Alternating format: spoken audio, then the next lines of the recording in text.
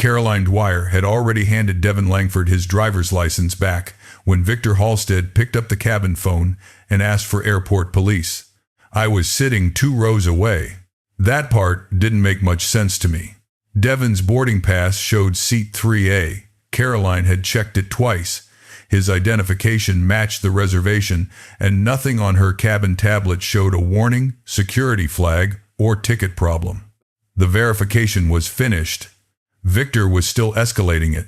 I was Sterling Coast Airways Strategic Partnerships Director.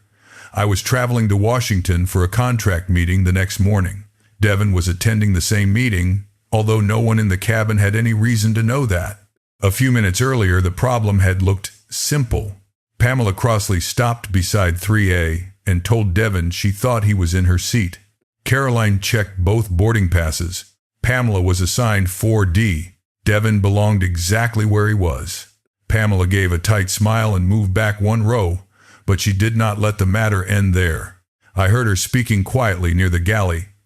I was reviewing route projections on my laptop. "He's looking at airport maps," she told Carolyn. "I just think you should make sure the reservation is really his." I looked down at my own screen. It showed almost the same kind of information. Airport connections, network routes, transfer points. Nobody had asked what I was doing with it. Caroline returned to Devin. "Mr. Langford, may I see your boarding pass again?" He unlocked his phone and showed her. She studied it, then asked for identification. Devin gave her his license without arguing. Caroline compared the name, photograph, and reservation before returning it. "Everything matches," she said. Devin put the license back into his wallet. "Is something still unresolved?" His voice was quiet. Caroline looked toward the galley. That hesitation was the first thing that made me close my laptop. Victor Halstead appeared less than a minute later. He was the cabin service manager, and I knew him well enough to recognize the expression he used when departure time started becoming more important than the original problem. He spoke with Caroline first. Then he approached Devin. "We'd like you to step into the jet bridge for a few minutes while we clear a concern." Devin looked at him. "What still needs to be cleared?" Victor glanced toward the boarding door. "We're trying to keep this from becoming a larger issue." My ticket was confirmed. "Yes." My identification matched. "Yes." Devin waited. Victor offered him no new information. I stood. "I've been here since the seat question started." Victor turned toward me. "I saw the boarding pass checked. I saw the identification checked. I haven't seen him threaten anyone, touch anyone, or interfere with the crew." Victor's face barely changed. "You can give a statement later, Adam." Then he walked back toward the galley. I heard enough of the phone call to understand the version being sent forward. Passenger not cooperating with verification. That was new, not the event. The language. Devin had answered every request. The only thing he had not done was agree to leave his confirmed seat without being told why. The aircraft door opened. Officer Owen Carmichael stepped inside. Passengers nearby stopped talking. Owen spoke briefly with Victor, then came to 3A. "Mr. Langford, I'm asking you to step off voluntarily while we sort this out." Devin looked at me once. Then he closed his tablet, slipped it into his worn leather bag, and stood. No argument followed. I could have stayed on the aircraft. The Washington meeting was still on my calendar. More than a year of my work depended on getting there. Instead, I picked up my briefcase and followed Devin into the jet bridge. Behind us, the aircraft door began to close. The only passenger being removed was the one Sterling Coast had already finished verifying. Officer Owen Carmichael finished checking Devin Langford's boarding record before anyone from Sterling Coast offered him another seat. I was standing beside the security desk near the gate. Owen had Devin's license in one hand and the passenger screen open in front of him. "No security flag," he said. He checked the reservation again. "Ticket is valid." Then he looked at the project folder Devin had agreed to open on his tablet. Route models, airport capacity data, network schedules, and a Sterling Coast modernization draft filled the screen. Nothing prohibited. Owen returned the license. I don't have a security issue here. That should have narrowed the problem. Instead, Lisa Darrow arrived carrying a rebooking packet. She was the station duty manager, and I knew the routine. Missed flight, upset customer, find another departure, offer compensation, move the operation forward. We can confirm you on the evening Washington flight, she told Devin.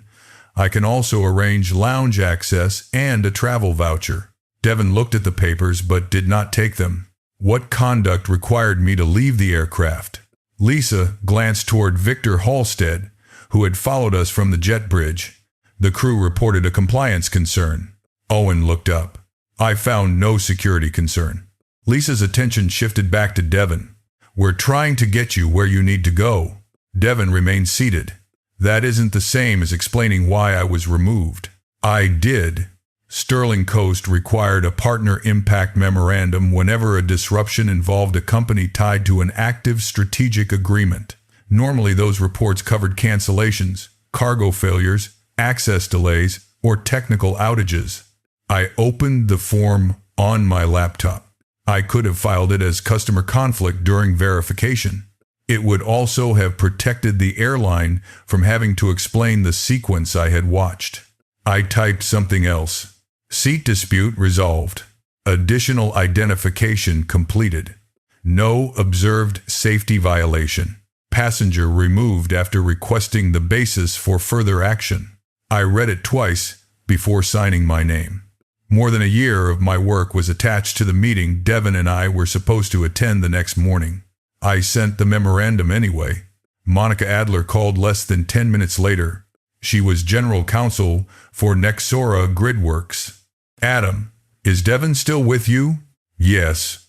Was he removed after the airline confirmed his reservation? Yes. There was a pause. Then she asked me to put the call on speaker. That was when Lisa found out what everyone in the commercial relationship already knew. Devin Langford was Nexora's founder and chief executive. Sterling Coast had spent 14 months negotiating an 8-year network modernization agreement with his company. Projected value, approximately $4.5 billion. Lisa stopped reaching for the rebooking packet. Victor said nothing. Devin did not use the moment to demand his seat back. Monica, he said, pause tomorrow's signing. Her answer came immediately. I'll notify both teams. Lisa looked at me. Adam, can we resolve this before it becomes a contract issue? It already was one. Not because Devin had suddenly become more entitled to fair treatment, because Sterling Coast expected hundreds of Nexora employees to work inside its operations once the agreement began. The question was no longer how one passenger had been treated. It was whether the same decision process could reach people without Devin's title. The next morning, I sat across from him in Sterling Coast's Arlington conference room. Neil Harrington, our chief operating officer, joined Lisa, Victor, and the independent reviewer. Nobody opened the contract binder. The reviewer placed a different document on the screen. Premium Customer Recovery Guidance. I had seen versions of it before. Protect high-value relationships. Reduce departure conflict. When possible, seek flexibility from the passenger most likely to cooperate. The wording had always sounded practical. Now I understood what it could do. Pamela had complained. Devin had been verified. Yet Sterling Coast chose Devin to absorb the disruption instead. The reviewer showed a sample of 20 earlier premium disputes. 15 involved black passengers. The details varied, but the burden often moved in the same direction. A passenger was asked to change seats, wait, accept a downgrade, or leave temporarily. Staff believed that person would create less resistance than the one making the complaint. Neil leaned back. That guidance was designed to prevent conflict. Devin looked at the screen. It decided who would have to pay for it. He did not cancel the agreement.